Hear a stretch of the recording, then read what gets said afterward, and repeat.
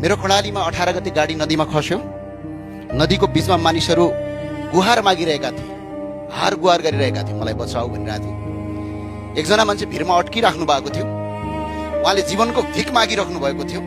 उनीहरूको गुहार नदीको किनार थर्कियो, डाको लगाउँदा लगाउँदै स्वर सुक्यो, स्वरसँगै उहाँको जीवन पनि समाप्त भयो। गाडी नदीमा डुब्यो र भिरमा अड्केको मान्छेको मृत्यु भयो। डाको लगाउँदा स्वर सुक्यो, आशा सकियो, तर उद्धार आएन। सम्माननीय सभामुख महोदय, त्यही बेला आकाशमा एउटा हेलिकप्टर देखियो, तर त्यो उद्धारका लागि थिएन, मन्त्रीज्यूको सवारीका लागि थियो। सम्माननीय सभामुख महोदय, सरकारका केन्द्रीय मन्त्री कर्णालीको आकाशमा हेलिकप्टरमा घुमिराख्नु भएको थियो, तर यता प्रदेश सभामा भाग पुगेन भन्दै सांसदहरू भागभण्डाका लागि एक आपसमा झगडा गरिरहेका थिए। सम्माननीय सभामुख महोदय, त्यो दृश्य। तर कर्णालीका नागरिक भने नदीमा डुबेर जीवन बचाइदिनुहोस् भनेर हार गुहार मागिरहेका थिए।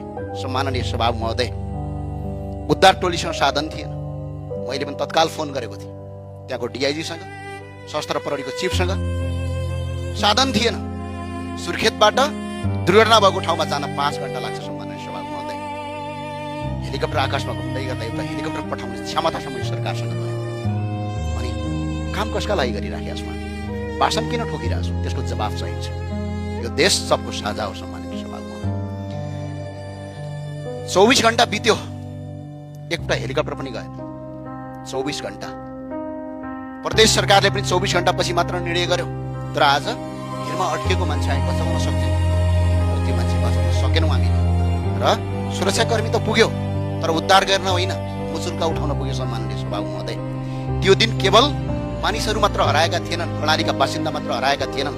कसैको घरको चुलो सदाका लागि निभ्यो, कसैको आमा आफ्नो बुवा गुम्यो, कसैको आफ्नो आमा गुमायो, कसैले आफ्नो श्रीमान गुमायो, कसैले आफ्नो श्रीमती गुमायो, कसैले आफ्नो सन्तान गुमायो। सम्माननीय सभामुख महोदय, कसैको काख रित्तियो, कसैको भविष्य अन्धकार भयो।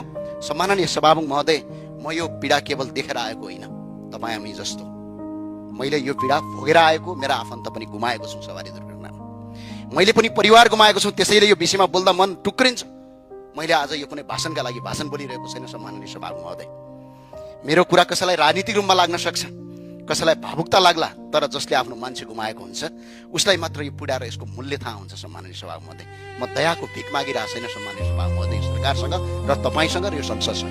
सम्माननीय सभामुख महोदय, म एउटा प्रश्न सोध्न आएको छु र प्रश्न सोध्छु, यो मेरो अधिकार हो र कर्णाली नेपालमा हो कि होइन यसको जवाफ चाहियो। सम्माननीय आज मन्त्रीहरू हेलिकप्टरमा सयर गर्दा कर्णालीमा नागरिक डुब्दाखेरि उद्धार गर्न नहुने, कर्णालीका जनता यो देशका नागरिक हुने होइनन्, यसको जवाफ सम्माननीय सभामुखले आज दिनुपर्छ।